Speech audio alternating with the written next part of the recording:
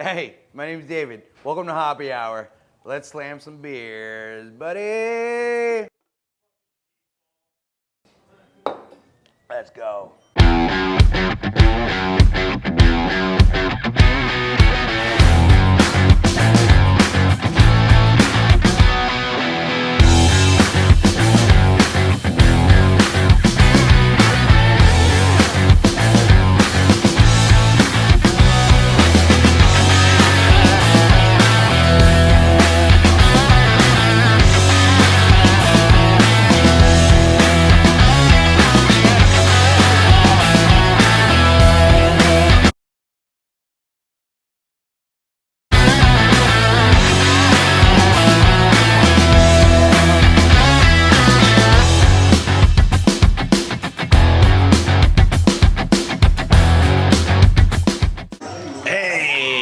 What's up, Dave?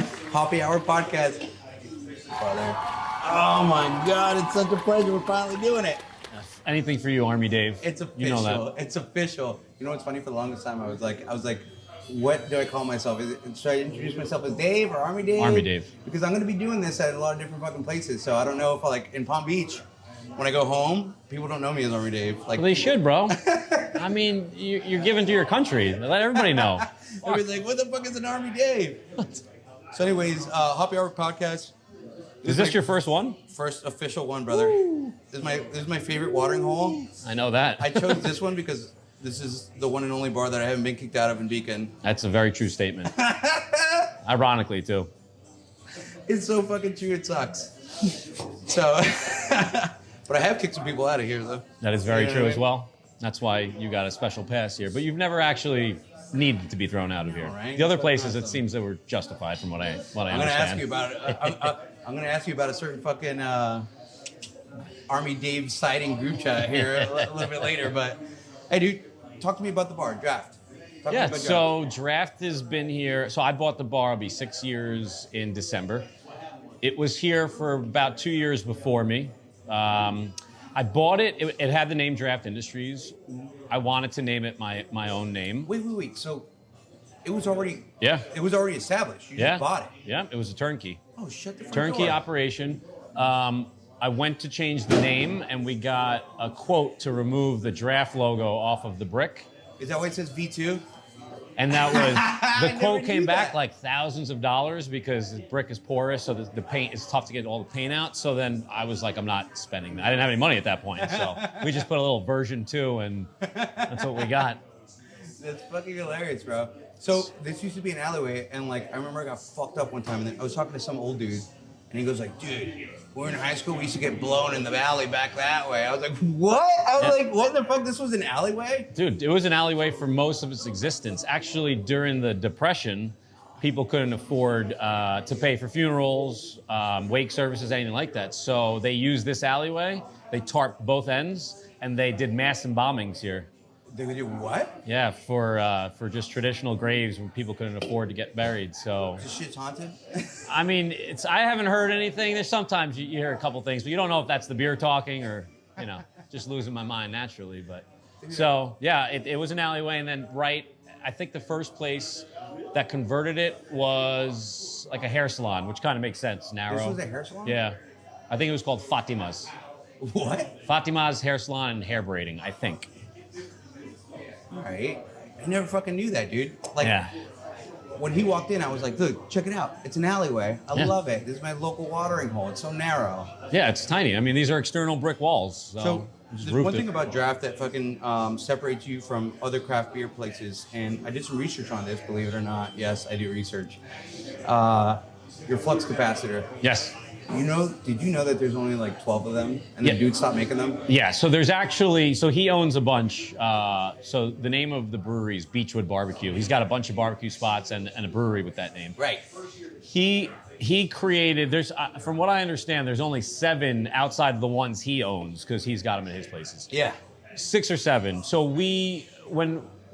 I bought the bar, it was here. This is the reason why I bought the bar, was the flux capacitor. I thought you bought it. No. At that point, he wasn't making them anymore. By the way, So, for those folks listening in, so the flux capacitor gives you the right carbonation with the right temperature for each individual beer. Yes, it's a gas blend, so we get to mix the nitrogen gases in with it and make certain ratios per style. Yeah, and I learned that, and I didn't know that. Like, I've always heard that if you like go overseas, like people drink like fucking warm ass beers, and I'm like, nah, that's not for me, bro. Yeah, that's true. Yeah, a lot of beers in Germany aren't ice cold. Drinking warm ass beer right now. Yeah, well, I don't have a problem with room temperature beer. That's the way it's supposed to be drank. Yeah, no, the Flux is definitely something legit. Forbes wrote an article on it. And that's the article I read, dude. Yeah, it's a big article. His name's like Gabe something. Yep. Gabe something, yeah. I never got to meet him. I'm just fortunate enough to have it. We take very good care of it. Who the fuck bought it? It was the previous owner, Nick. He owns Dutchess Beer Cafe. And he wanted to make Dutchess Beer Cafe a little bigger, and I guess he didn't have the time. So shout out to fucking Dutchess because they have some fucking bomb ass food. Oh, dude, yeah, that place is awesome. He's opening another spot in Fishkill too, which is going to be just as good. Yeah, for sure. But yeah, so that's what caught my eye, and the narrowness of the bar, which is what I love. So nice and tiny. Dude, how do you select your beers though? I've always wondered that because like I walk in here and like, again, it's my fucking favorite watering hole. So like when I walk in here, I just like, John, what do you got for me? Right? He always just, or either it's you or Hannah or whoever it is. What do you have for me? And they just give me a fucking beer. I have no idea what I'm drinking half the time. I just know it's an IPA of some sort. Right. But they know my palate. Yeah, and you never once would give you a beer you don't like. Right. So how do we get, so that's a good question. A lot of the beers we cannot taste beforehand. We just, if they're not local, there's no way I could possibly taste it.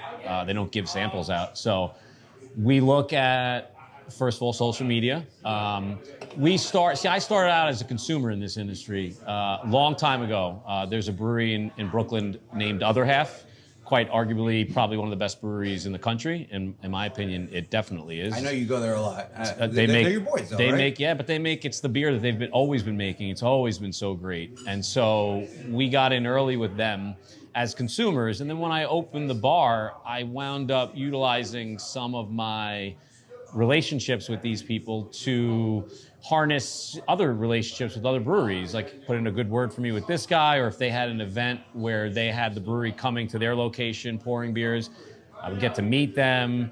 So they Other Half paved the way for me in a lot of different ways in terms of me getting a lot of the beers that we get. You always talk highly of them. I always see you wearing the shirts. Yeah, it started from them. That's where everything started. Am I wrong or right? You guys had like a combination of a beer. I remember you guys had actual Draught Industries beer in combination with like 2 or 3 other breweries. We haven't made one with Other Half. We still want to do that, but we have made it with a bunch of other. You heard it here first. Other Half. They know it. They know Pay it. attention.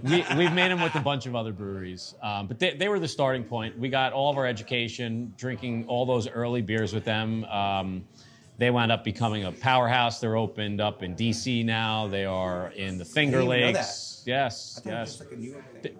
No, they're tremendous, man. They're absolutely tremendous. So we see what they did, who they brew with. We know whoever they're brewing with in collaborations. Even if I've never tasted the beer, you know automatically that brewery is legit because they're collabing with what we call the godfather of the craft beer industry on the East. That's the Other Half. The Other Half is the godfather. Huh? That's from the East Coast, I would say, yeah, for sure. There's always an East-West Coast battle, just like Biggie and Tupac. This is with beer, though, and it still exists. No, I'm going to battle you. Well, not battle you, because you obviously know more than I fucking do. But I went to Treehouse, yes. Which I know you just went to. Yes, I was there 3 weeks ago. 3 weeks ago, dude. Yep. And you had pallets of this shit, dude. Yeah, I was like, those are all. That's for personal use, though. We can't sell them at the bars. So that was a trip. We were going to the beach. Yeah. Me and my brother-in-law. Yeah, it was like some wedding or some shit like that. Yeah, but the problem is that once somebody like I tag on Instagram like the face of the brewery, then what happens is like as we pull in, as soon as I post it on Instagram, I'll get my brother and like close friends just texting me their order number. So they place an order, and then I just bring it home to them. So that's why it looked like there were so many cases. Yeah, Only 3 were for me. I got made fun of so fucking bad because like everybody, like Dale gets a case, my buddy Steve gets a case, Frank gets a case, my roommate, and then like I'm like, they fucked up my order somehow. I love you, Treehouse. Don't take this the wrong way. But I got a half a case. And you're like, what the fuck, you little bitch? I was like, yeah. I was like, what do you mean? You drive all the way out there, bro. You better be getting more beers than a half a case. There was one beer that was not delicious. Like I was just talking to that lady over there. I was mind blown. every single beer that I had was crazy good. It's just sometimes the different palates, hit your palate. Like the different hops will hit your palate differently. Like there's certain hops like I hate, like Idaho 7. It could be made from the best brewer in the entire world, and I'm not gonna like the beer. It just doesn't sit well in my palate. It's just like not liking a certain style of food. What is Greg's palate? Let's hear it. To be honest with you, hop-wise, I love Nelson. I love anything from New Zealand, Australia, Galaxy. The Citra hop is, of course, reigns supreme in the United States, is probably the most prevalent used hop in most of these beers. But I just like the earthier style stuff where you can kind of taste more of like the ground, if you would. So, yeah. I mean, you always hear me say, like, I want West Coast IPA. Yeah, you like West Coast, but that's good. That's a bitter Super style. bitter. You're drinking one right now. But You're drinking a beer that probably no one else has outside of the brewery. Draught Industry does, by the way. Fidens is definitely, that is that's a prized relationship that we have. Trust me, I just drug all these beers in here yesterday. I was like, ugh. They're all so good. They never miss. It's an honor to be able to have their beer because they do very well in-house and they do not really distribute to bars. There's maybe a handful of bars in the entire state. Maybe 10 right now total in the entire New York state that maybe have their beer on tap, maybe a little bit more, but it's an honor to be close with them and for them to have confidence in us selling their beer. So. You told me something yesterday. You're like, there's nobody else that has. What was it? We just brought back a bunch of cases. So there's usually not when they're giving out beers to most of the bars in the city and stuff. Most of it's kegs. But we do well with obviously the kegs, but also their cans. And so we're like a halfway point from the city to them. So we'll bring back a bunch of cases, and it just saves people the trip up all the way to their location. Colony, New York. Where the fuck is that, bro? Pretty much Albany. Ah, okay. Albany, So Troy it's area. okay. Yeah. Mm-hmm. But they, in my opinion, they're making some of the best beer, if not the best beer, right now in the entire Northeast and possibly the U.S. If there's something that I realized, brother, is that you have such a great working relationship with so many breweries that are around the area. Like, not even in the area, because you travel a lot, dude. Yeah. I've seen you and John fucking humping it with your van, or whether it be the Jeep or whatever, and you're just fucking Dude, COVID was lugging. crazy, man. I wanted to talk about that, brother, because I think that you guys did a fucking amazing job through COVID. Because, like, dude, like, I got here in 2018. I got stationed here, and like, this was my favorite watering hole. Like, I love going to Beacon. This is the only thing that I knew. Like, I've gone to the city like 4 or 5 times, maybe. And you guys were doing like to-go stuff and like just making it work, and it was amazing. Like, I think you guys did a fucking great job. We pivoted well. Yeah, that was a scary time, but we figured out a way to harness again our relationships where we were able to. So nobody wanted a keg beer. So you could buy cans, and they would let you go pick up cans, even from places that wouldn't normally sell to you directly. But we wanted draft as well, because you can't make the profit margin on cans are very, very minimal. And we have a crowler machine, I have can't zero run idea beers. how that works. Yeah, the cans you're not making much money on cans. The brewery is, but not selling it at a bar level. We're not getting it that much cheaper.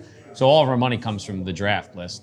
So these relationships that we had, although they were canning beers, they would break us off kegs.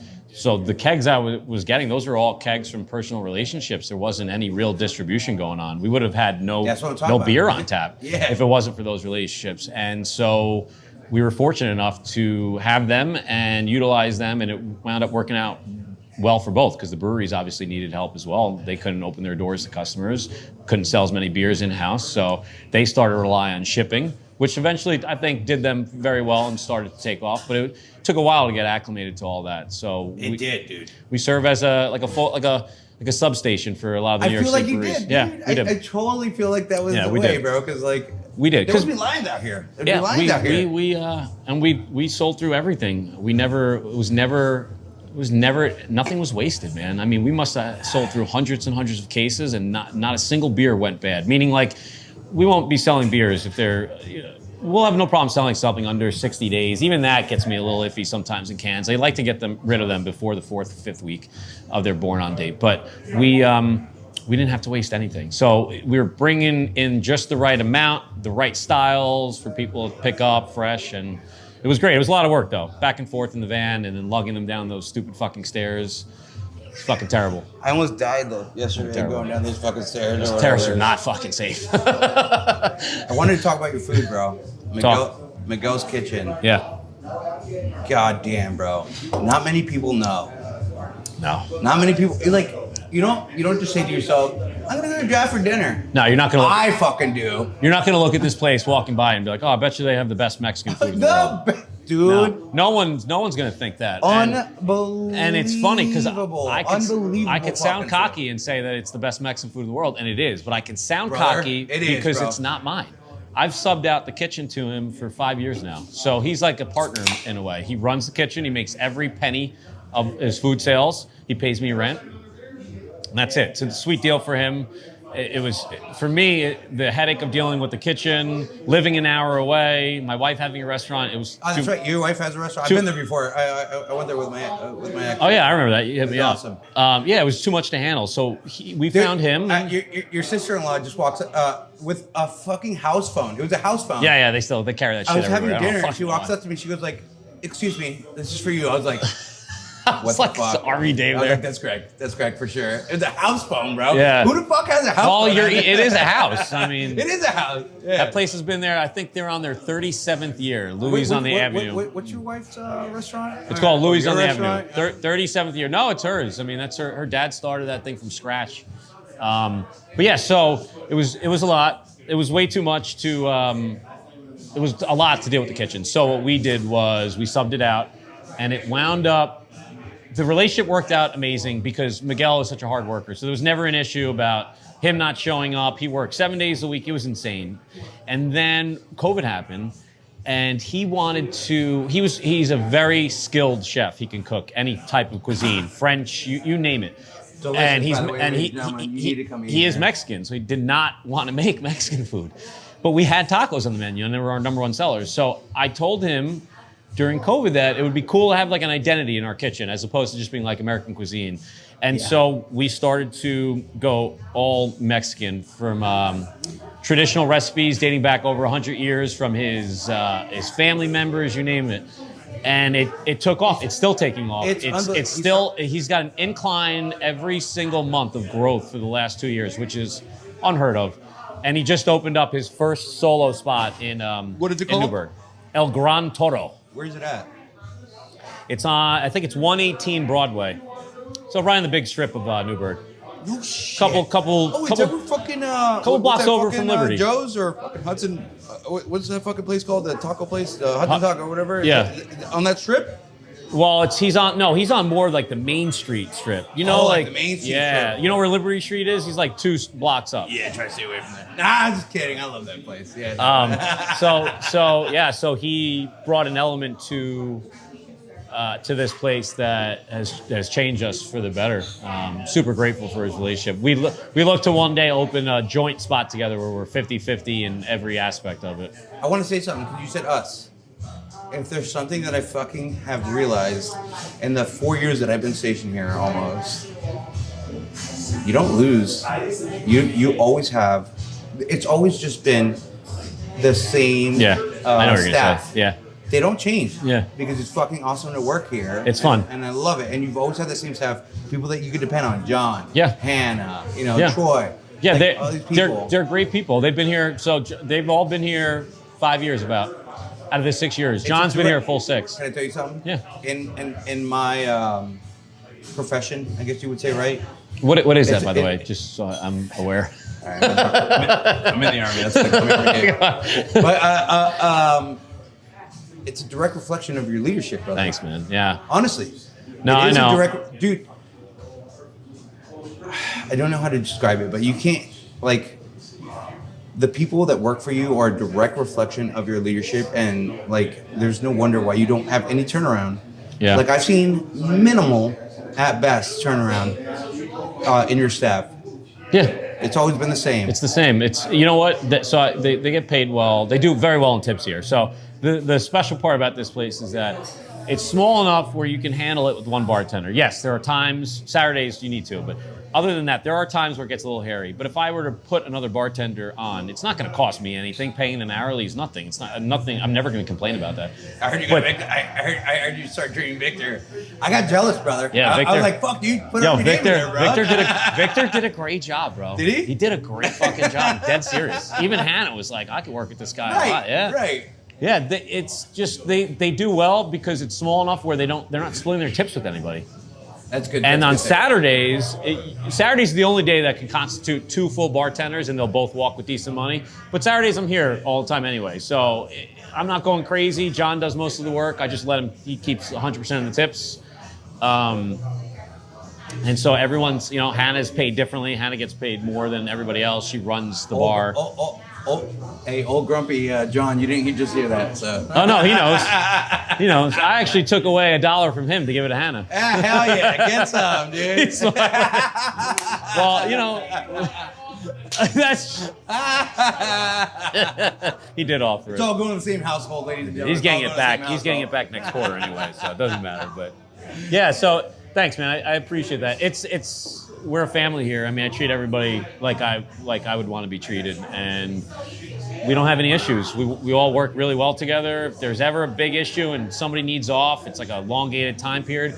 We find a way to make it work. It's it. It is. We all have our strengths and we all have our weaknesses, but we work well together. When I first moved here, I was like, where the fuck is a goddamn New Windsor, New York? That's where I'm stationed, right? That's where Yeah. I'm like, what the fuck? And I decided to move to Beacon. I immediately... That was the smartest thing you did, though. Probably one of the smartest things in your life. Related with coming here. I just loved it so much because of the people. And I realized that the community is a big part of Draft, bro. Yeah. Honestly. And so I've met so many people through this fucking bar. Oh yeah. That it's not even funny. You know what I mean? So it's like it's kind of ridiculous, bro. I'll be walking up and down the street and it's fun. We capture a lot of the local traffic, which is really cool about Beacon, because Beacon it's funny. Beacon's a destination town. There's really not a tremendous amount of locals. I just found that out. I met a couple last night. They were from Philly. A lot of people from Philly. Yeah, Philly, New York City. I mean, 65% of our revenue is not from local zip codes. They're from New York City zip codes or far. Brother, do you remember? It was during COVID, everybody was wearing masks or whatever. Yeah. And my boy that I went to high school with, you were Team that's Hampton. right. He goes I think I know that dude. Yeah, at the end that's of the bar. right. I remember that. Yeah. He goes, is that guy's name Dave? I was like, yeah. The Army Dave. He goes, You know no Army Dave? way. Yeah. He goes, Dude, no. I went to high school with him. Yeah, I remember that. I love that Actually, guy. I remember that. I love you, dude. No, but he was like, I know that dude. And so he walked up with a mask. I had no idea who he was. And I asked him, he's like, I'm from Philly. And I've met so many people that are from Philadelphia here, dude. I'm like, Yeah, what the fuck? I don't know. It's funny because it's very accurate. I don't know if it has something to do with the train lines or just makes it easy. Maybe the next biggest city closest to us outside of New York Is it a City. train line? I'm sure you could transfer it, right? You could take the Philly line to New York City and then transfer from New York City to Beacon. So, because a lot of people they're traveling and they're not necessarily driving. But it is a weird anomaly because I've never really asked. I should start asking why are you in Beacon from Philly? As opposed You to gonna why start you're doing surveys? Yeah, Why I've are you always here, done. motherfucker? I've always done it. Why'd you come here, motherfucker? I like to know who we're working with, man. This way, you can put together correlations. A couple people suck from Philly, and you're like, wow, I think Philly people suck. Maybe. No, they're great. They're a big customer base of ours now. New York City's number one though. Hey, get $1 off your tab if you fucking scan this QR code and do your survey. We did that. We did that a bunch of times. It? While we did at DIA, the art museum. We did that, but then I realized we don't need to do any coupons or discounts or anything. It is what it is. Inflation's so fucking high anyway. That's That's another thing I love about Draft is fucking it's affordable. Yeah, we try. That is the benefit right there of the small place. That's the benefit. I know how much work you do on the background that a lot of people don't get. Right, like my wife. Oh my God! He just threw you underneath the table. She's like, what are you doing? Nothing again today?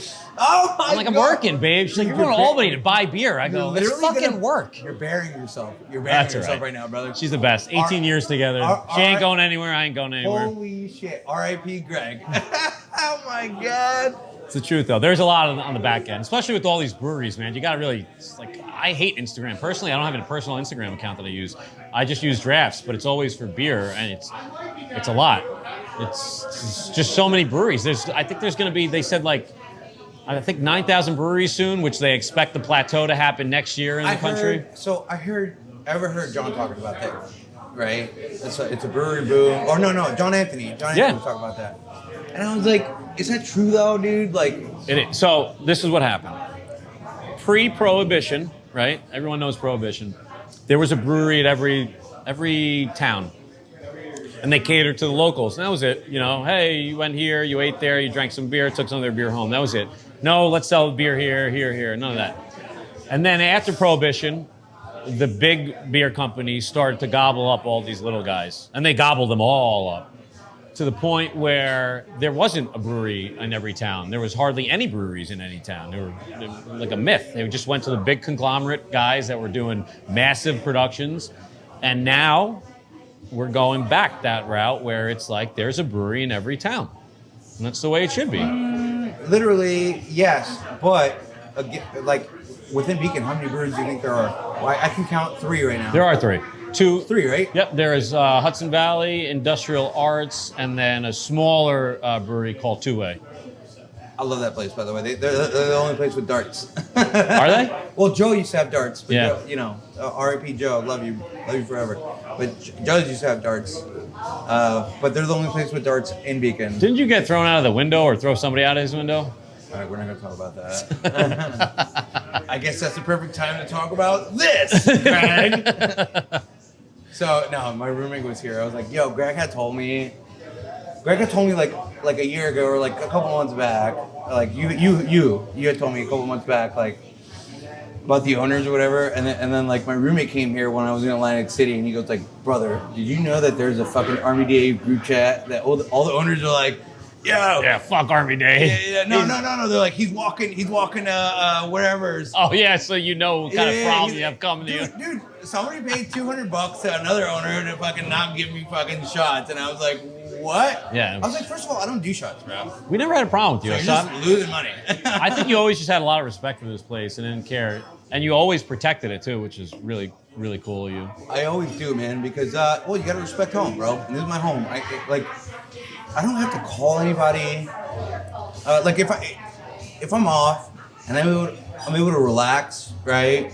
Because you know I'm always gone. I'm always doing some fucking crazy shit, and you're like, where the fuck is he? Oh yeah, sometimes you disappear for a while. I have to hit you up. I'm like, did you move back to Florida or some shit, bro? yeah. And they just show up and you're like, what the fuck?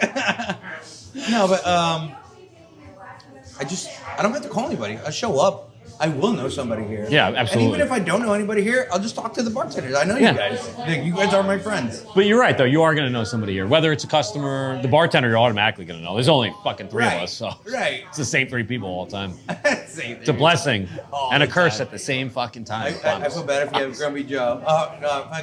Grumpy John? Grumpy John. Joanna. He hasn't been that grumpy lately. You introduced me to J-Bo. Fucking Joanna, dude. Oh, where's she been? She's down in Fort Walton Beach. She's doing big things. Smart girl. Are you? And she's missing the good beer though, that's for sure. She is missing the good beer. No, but it's so funny because like we'd always make fun of a certain bartender that I'm not gonna talk about because they'd freak out and be like, yo, chill the fuck out. We're good. I'll start working. You've seen me work behind this bar, bro. Yeah. I'm a non-paid employee. Yeah, absolutely. We have a lot of those. Yeah, that's why we excel. You do have a lot of those, man. Our payroll's low, you know what I mean? Keep it low. No, but it's awesome, brother. Dude, let's wrap this up and drink some beer, man.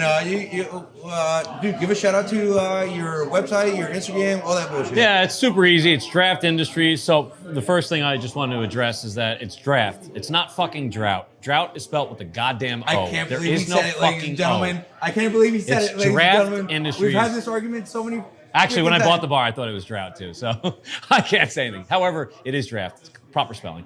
It's Draught. But Draught Industries, website, email, everything is just Draught Industries. Facebook, you name it. Giraffe Porn on Twitter. I'm sorry? Giraffe Porn. It's a good one, right? I like it. I like it. I ain't gonna ask. I like it. Brother, I love you. I'm very honored to be your first. Thank Steve. you for being for Popping popping your my cherry. cherry. He's sick. I love you so much, brother. Love you, man. Thanks, man. Cheers. Good day, ladies and gentlemen.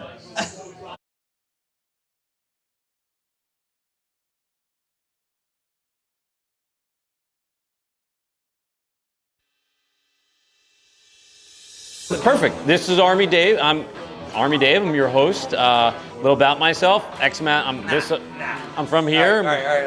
Let's rock and roll. You ready? 1, 2, 3, down, up. Let's go. Hey guys, welcome to Happy Hour. My name's David. It's a fucking pleasure to have you. Let's fucking slam some beers.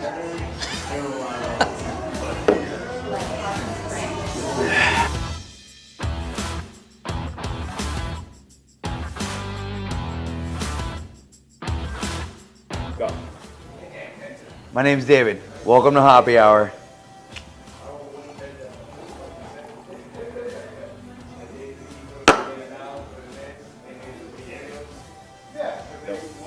Just be like, hey, I'm Army Dave. Welcome to Happy Hour. This is our very first podcast, and we're gonna have many, many more to come. And we want to drink together. Let's drink together. Grab a beer, sit down, hear me talk some nonsense. Hear my guests talk even more fucking nonsense. And wrap it up. I'm the one that talks nonsense. Come on, Joe Rogan. What the fuck's wrong with you? Hey, my name's Army Dave. Wait, hold on. So, 3, 2, 1. Name's Army Dave. Welcome to Happy Hour. Let's fucking drink. That's it.